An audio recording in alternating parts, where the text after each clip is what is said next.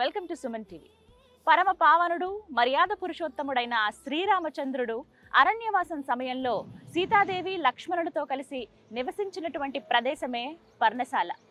భద్రాచలంలో ఉన్నటువంటి ఈ ప్రదేశం అత్యంత పుణ్యం పావనం అనే చెప్పుకోవాలి. ప్రత్యేకించి భద్రాద్రి ఆలయానికి 35 కిలోమీటర్లో ఈ పంచవటి పర్ణశాల ఉందండి. ప్రస్తుతం నేను అదే ప్రాంతంలో ఉన్నాను. ఇక్కడి నుంచి అంటే 35 కిలోమీటర్ల వరకు వచ్చి ఇక్కడి నుంచి మనం 1 కిలోమీటర్ లోపలికి వెళ్తే డైరెక్ట్ పర్ణశాల దగ్గరికి వెళ్ళొచ్చు. అక్కడ ఎన్నో ఘట్టాలని రామాయణంలో చోటు చేసుకున్నటువంటి కొన్ని కీలక ఘట్టాలు, అంటే అరణ్యవాసం సమయంలో చివరి 3 సంవత్సరాల్లో కొన్ని రోజుల పాటు రాముల వారు ఇక్కడే నివసించారు, ఒక కుటీరం ఏర్పాటు చేసుకుని చెప్తారు. ఇక్కడ చాలా వింతలు విశేషాలు కూడా ఉంటాయి. అవన్నీ కూడా ఇవాల్టి కార్యక్రమంలో నేను మీకు చూపిస్తాను. పదండి, ఇంకా ఆలస్యం ఎందుకు, వెళ్దాం. పర్ణశాలకు మనం వెళ్తూ ఉంటే ముందుగా ఎడం పక్కగా ఒక దారి మనకు కనపడుతుందండి. సీతమ్మ చీరకు దారి అని ఉంటుంది. సీతమ్మ వారు ఆరేసుకున్నటువంటి నార చీరల గురుతులు ఇక్కడ కొన్ని గుట్టల పైన మనకు కనిపిస్తాయి. అతి పుణ్యమైన పవిత్రమైన ప్రదేశంగా భక్తులు భావిస్తారు. ఇక్కడికి చాలా మంది దర్శించుకునేందుకు వస్తూ ఉంటారు. ఇక్కడ చాలా విశేషాలు కూడా ఉన్నాయి, అవన్నీ చూద్దాం.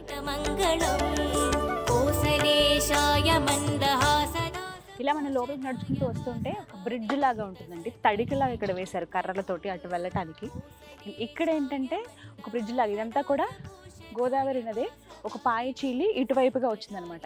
ఈ ప్రవాహం లక్ష్మణ గుట్టలు ఉంటాయి ఈ దగ్గరలో, అక్కడి నుంచి ఇలా ఇటువైపుగా వస్తాయి అన్నమాట. ఈ ప్రాంతానికి సంబంధించినటువంటి పురాణ గాథ ఏమిటి అని అంటే, ప్రత్యేకంగా అంటే ఇక్కడికి దగ్గరేనండి పర్ణశాల, 1 కిలోమీటర్ ఉంటుంది. అక్కడ ఒక కుటీరం ఏర్పాటు చేసుకుని రాముల వారు, సీతమ్మ వారు, అలాగే లక్ష్మణుల వారు, వారికి ఒక కుటీరం ఇలా ఏర్పాటు చేసుకుని ఇక్కడే ఉండేవారు అనమాట. అయితే ఇందులో భాగంగా అక్కడే అంటే ఒక పవిత్ర గోదావరి నది అటువైపుగానే ఉంటుంది.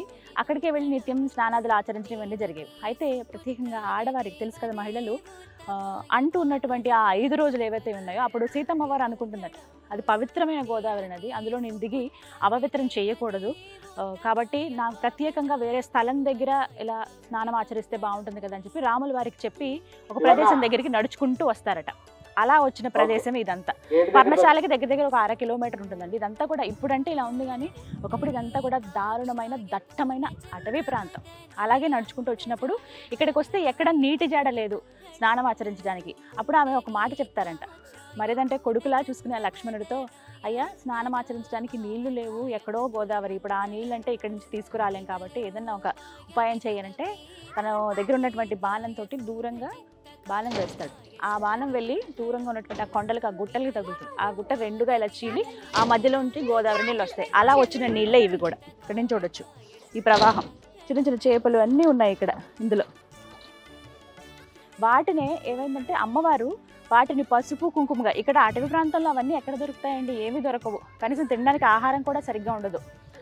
దుంపలు కానీ లేకపోతే కొన్ని ఫలాలు కానీ ఇవి మాత్రమే వాళ్ళకి ఇక్కడ దొరికేవి. వాటితోనే ఒక భోజనంలాగా అవి ఏర్పాటు చేసుకునేవాళ్ళు అనమాట. అలా వాటికి నిదర్శనంగా ప్రత్యేకమైన రోజులు 25 రోజుల పాటు అమ్మవారు పర్ణశాల దగ్గర కుటీరం దగ్గర ఉండేవారు. అలాగే మిగతా 5 రోజులు అంటూ ఉన్నటువంటి సమయంలో ఇక్కడికి వచ్చి ఆవిడ స్నానం ఆచరించేవాళ్ళు అనమాట. ఆ సమయంలో ఆవిడ ఆరేసుకున్నటువంటి నార చీరలు, అడవిలో ఉన్నప్పుడు వాళ్ళు కట్టుకునే నార చీరలే కదా, ఆ చీరలు ఆరేసుకున్నటువంటి గురుతులు ఇక్కడ గుట్టపైన ఉంటాయి. అలాగే రాముల వారి పైపంచ ఏదైతే ఉందో ఆ ఆజానుబాహుడి పైపంచ, అది కూడా ఒక గురుతుగా మనకి ఇక్కడ కనబడుతూ ఉంటుంది. వెళ్ళి మీకు ఆనవాళ్ళు కూడా చూపిస్తాను.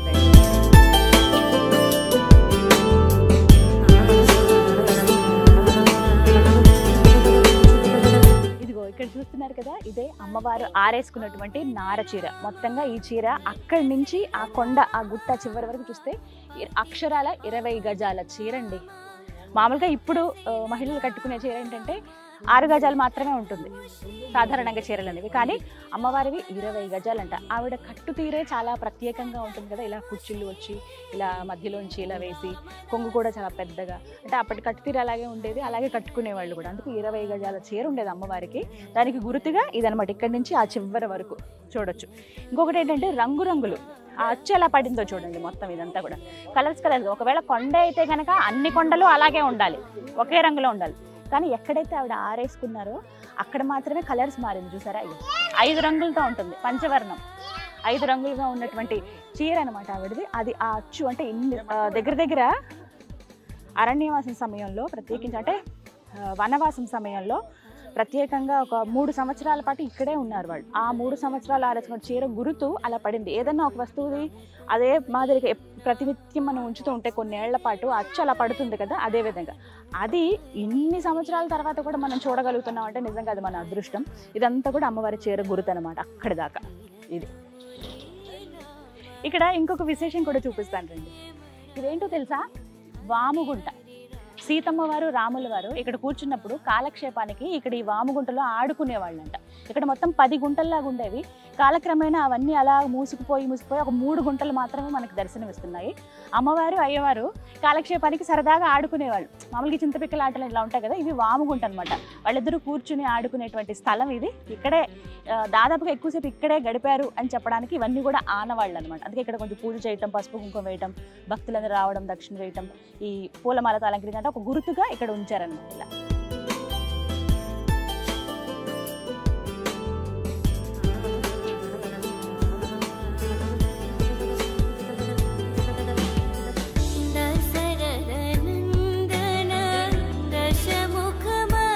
ఇప్పుడు మరొక విశేషం ఏంటో తెలుసా?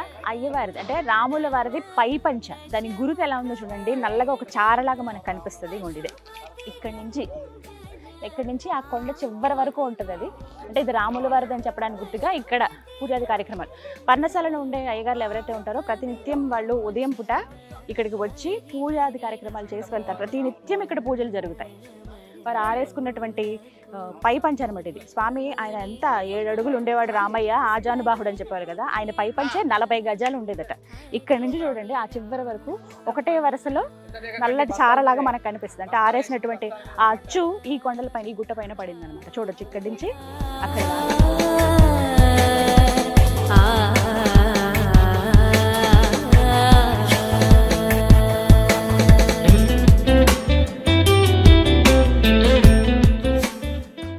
చక్కగా గైడ్స్ కూడా ఉంటారండి. ప్రత్యేకించి ఏంటి అంటే వచ్చే భక్తులందరికీ కూడా తెలియకపోవచ్చు, వాళ్ళు అంటే గుర్తుపట్టలేకపోవచ్చు. అందుకనే ఎక్కడ అమ్మవారి చీర ఉంది, అయ్యవారి పైపంచ కానీ, ఈ రాతి పళ్ళెం కానీ, వాముగుంటలు కానీ, వీటి గురించి ఎక్స్ప్లెయిన్ చేయడానికి గైడ్స్ కూడా ఉన్నారు. వారు ఇప్పుడు కొంతమంది టూరిస్టులకి ఎవరైతే భక్తులు వచ్చారో వాళ్ళకి చెప్తూ ఉన్నారు.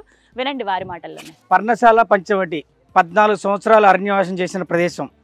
లాస్ట్ 3 ఇయర్స్ ఇక్కడ స్వామివారు నివసించారనమాట. మీరు ఇప్పుడు పర్ణశాల దర్శనం చేసుకున్నారమ్మా. ఈ ప్రదేశంలో అమ్మవారు ఇక్కడికి ఎందుకు వచ్చారనేది వివరించి చెప్తాను వినండి.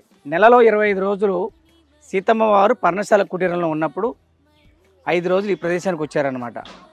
అంటే లేడీస్ ప్రాబ్లం ఉన్నప్పుడు, ఇంట్లో మన ఆడవాళ్ళు ఎలా ఉంటారో ఆ ప్రాబ్లం ఉన్నప్పుడు అక్కడ గోదావరి నదిలో స్నానం చేస్తే ఋషులు మునీశ్వరులు తపస్సు చేసుకునే, జపాలు చేసుకునే టైం కాబట్టి ఆ ప్రదేశంలో స్నానం చేయకూడదని చెప్పేసి ఈ ప్రదేశానికి రావడం జరుగుతుంది అమ్మవారు. కానీ ఈ ప్రదేశానికి వచ్చినప్పుడు ఈ బండ తప్పించి నీళ్లు కూడా లేవు.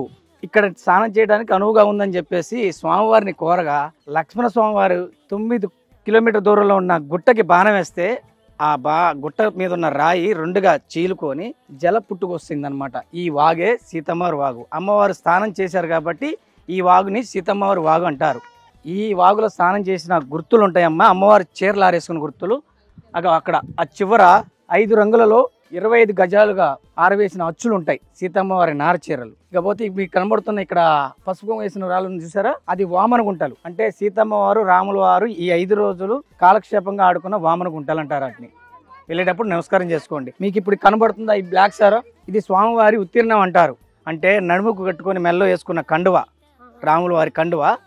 ఇదంతా కూడా ఆ శివరి నుంచి ఈ శివరి వరకు 40 అడుగుల దూరంలో ఉంటుంది. మీకు ఎదురుగా చూడండి అమ్మా, అక్కడ రాతి సింహాసనం కనబడుతుంది నామాలతో, పసుపు కుంకాలేసి 9 అడుగుల కుర్చీ.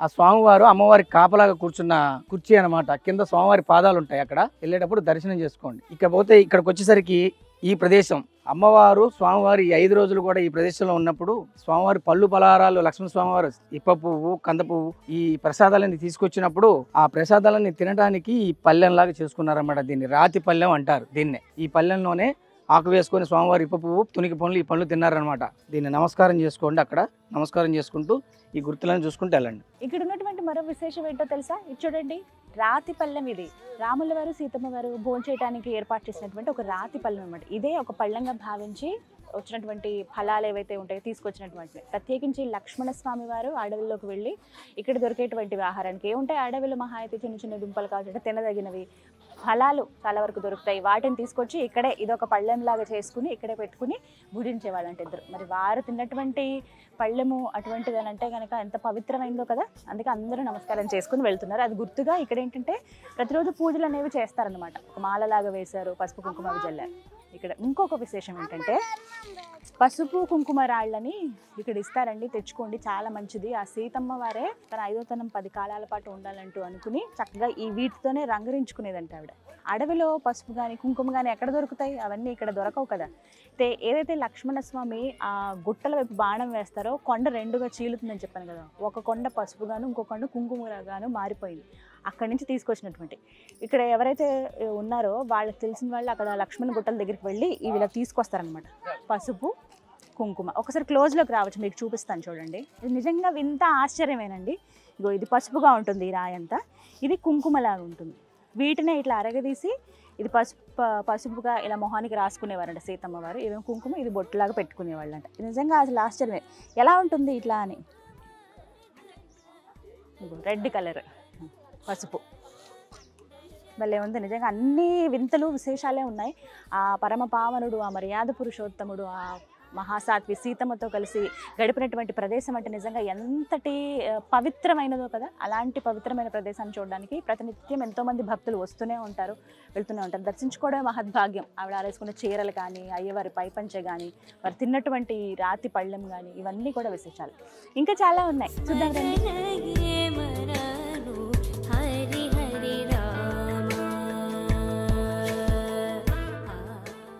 అసలు రామ రావణ యుద్ధం జరగడానికి బీజం పడినటువంటి ఘట్టం ఏదైతే జరిగిందో ఆ ప్రదేశానికి ఇప్పుడు నేను మిమ్మల్ని తీసుకువెళ్ళబోతున్నాను. అక్కడికి మనం వెళ్ళాలంటే ఈ చిన్ని వాగిలా దాటుకుంటూ వెళ్ళాల్సిందే. పదండి. ఇక ఆ ప్రదేశానికి వచ్చేసాం. అందరికీ తెలిసిందే ఆ కీలకమైన ఘట్టం ఏది అనేది. లక్ష్మణుడు శూర్పణఖ చెవి ముక్కు కోసినటువంటి ప్రదేశం ఇదేనండి. ఇక్కడ కనపడుతున్న ఈ రాళ్ళు ఉన్నాయి చూసారా, ఇవన్నీ ఏంటంటే ఇటు రండి చెప్తాను. వచ్చిన భక్తులందరూ కూడా ఇందులో ఒక 3 రాళ్ళని తీసుకుంటారు. మనసులో ఒక్కసారి నమస్కరించుకొని, సీతమ్మ తల్లి రాముల వారు ఎన్ని కష్టాలు పడ్డారో అందరికీ తెలిసిందే. పడరాని కష్టాలు, మన శత్రువు కూడా ఇలాంటి పాపం కానీ లేకపోతే ఇలాంటి హాని జరగకూడదు అని మనం కోరుకుంటామా? అంతకు మించి జరిగాయనే చెప్పుకోవాలి. అంత మంచి మనుషులకి, అంటే మానవ రూపంలో వచ్చినటువంటి ఆ ఉత్తమ పురుషులకి, ఆ మహాసాత్వికి ఇలా జరగడం అనేది నిజంగా బాధాకరం. అంటే మనిషిలాగే అన్ని కష్టాలు పడ్డారు వాళ్ళు ఈ అవతారంలో, రామావతారంలో. అలాంటి కష్టాలు సీతమ్మ తల్లికి రాముల వారికి వచ్చినటువంటి కష్టాలు మా జీవితంలో రావద్దు, అలాంటివి మా జీవితంలో ఎదుర్కోవద్దు అని చెప్పి ఇలా ఈ 3 రాళ్ళని ఒక్కసారి ఆ సీతారాములను స్మరించుకుని దండం పెట్టుకుని వెనక్కి తిరిగి ఆ గుట్ట పైన వేసేస్తారు. అలా భక్తులందరూ వేసిన రాళ్ళే ఇలా గుట్టలుగా ఏర్పడింది. అక్కడ చూడండి కనిపిస్తుంది. నేను కూడా ఒకసారి నమస్కరించుకొని అలాగే చేస్తాను. కానీ ఇక్కడికి వస్తే నిజంగానండి ఎంతటి పుణ్యం చేసుకున్నామో అనిపిస్తుంది. మనం అవన్నీ కేవలం రామాయణం గురించి, మహాభారతం గురించి ఇలా వినడమే తప్ప మనకు ఆ ఆనవాళ్ళు కానీ ఇవన్నీ వెళ్ళి మనం డైరెక్ట్గా స్పృశించి ఆ ప్రాంతంలో అడుగుపెట్టి చూడడం అనేది చాలా అరుదుగా అవకాశాలు వస్తూ ఉంటాయి. అలాంటిది మన తెలుగు రాష్ట్రాల్లో ఉన్నటువంటి భద్రాచలంలో ఈ విధంగా ఈ అవకాశం రావటం కానీ, తెలుగు నేలపైనే ఉంది మనమందరం వచ్చేటువంటి వీలు కల్పించడం కానీ నిజంగా గొప్ప విషయం. ఇది మనందరం అదృష్టంగా భావించాలన్నమాట. ఇవే కాదు, ఇంకా చాలా విశేషాలు ఉన్నాయి, చూపిస్తాను కదండి. ఈ సీతమ్మ చీరకు దారి ప్రాంతంలో ఖచ్చితంగా అందరూ వీక్షించవలసినది, తరించేది ఒక ప్రాంతం ఉంది. అక్కడికి ఇప్పుడు మనం వెళ్తున్నాం. ఈ తడికల ద్వారానే అక్కడికి చేరుకోవాల్సి ఉంటుంది. రండి వెళ్దాం. రామచంద్ర శ్రీరామ శ్రీరామ శ్రీరామ శ్రీరామ జయ రామ జయ జయ రామ.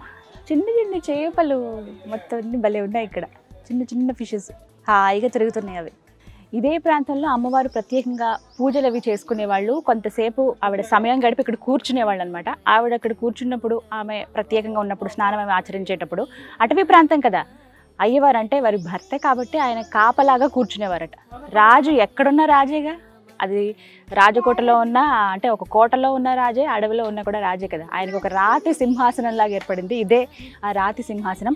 ఇక్కడే అయ్యవారు కూర్చునేవాళ్ళు. ఆయన పాదాల గుర్తులు ఇక్కడ మనం చూడొచ్చండి. ఇవే స్వామివారి పాదాలు. రామచంద్ర జయ శ్రీరామ్. ఎంత పెద్ద పాదాలో స్వామి అయితే, 7 అడుగులు కదా ఆయన. ఆజానుబాహుడు. ఇంతింత ఉంది ఒక్కొక్క పాదం. రామచంద్ర ఇక్కడ ఒక సింహాసనం లాగా ఉంది, రాతి సింహాసనం, ఆయన కూర్చున్నటువంటిది అనమాట. భక్తులందరూ కూడా వచ్చి ఇక్కడ ఉదయం సాయంత్రం కూడా పర్ణశాలకు సంబంధించిన వ్యక్తులు ఎవరైతే ఉంటారో పూజారులు వాళ్ళు వచ్చి పూజలు చేస్తారు. భక్తులు ఎవరు వచ్చినా కూడా ఇక్కడ ఇలా పసుపు కుంకుమ వేసి దండం పెట్టుకుని వెళ్తారనమాట. రామచంద్ర ఇలా ఈ మార్గం ద్వారా అటు బయటకు వెళ్ళిపోవచ్చు. గో సీతమ్మ తల్లి కూర్చున్నటువంటి ప్రదేశం అనమాట ఇది. ఈ చిన్ని గుట్ట పైన అమ్మవారు కూర్చునేవాళ్ళు, అక్కడ రాతి సింహాసనం మీద రాముల వారు కూర్చునేవాళ్ళు అనమాట. సీతమ్మ ఎంత చక్కగా అంత సుకుమారంగా ఉంటుందో తెలుసా ఆవిడ. భర్తతో పాటు నేను ఆయన వెంట అంటూ వచ్చేసింది, అడవుల పాలైపోయింది, అయినా సంతోషంగా జీవించింది. కానీ ఆమె కష్టాలు ఎవరికి రావద్దనే కదా కోరుకుంటాం. ఆ మహాసాధువుని చూసి మనం ఎన్నో నేర్చుకోవాలి. చక్కగా ఉంది చూడు.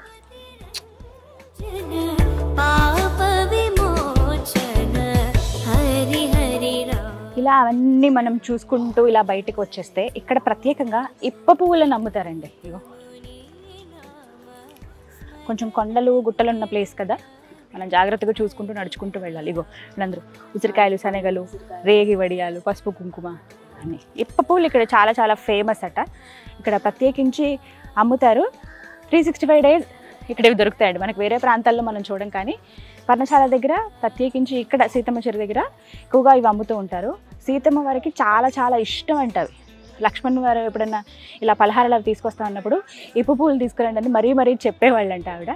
అంత ఇష్టం అంట ఇప్పు పువ్వులు. ఒకటి ఇక్కడ దొరికేటువంటి కొన్ని పళ్ళు, ప్రత్యేకంగా ఇక్కడే దొరికేటువంటి కొన్ని ఫలాలు ఏవైతే ఉన్నాయో అవంటే చాలా ఇష్టం అంట సీతమ్మ వారికి. నేను ఎప్పుడూ టేస్ట్ చూడలేదు, ఒకసారి చూద్దాం, కొనుక్కుందాం. ఎంతమ్మా ఇవి? 20 రూపాయలు. అదా పుట్టిగా తింటారా ఇట్లా? కాదంటే వీటితో ఇంకేమైనా చేస్తారా? ఏమైనా చేస్తారా వీటితో? కుడువులా? ఆహా. ఇవి ఎక్కడ దొరుకుతాయి? అవునా? మీరు అడవుల్లోకి వెళ్ళి తీసుకుని వస్తారా?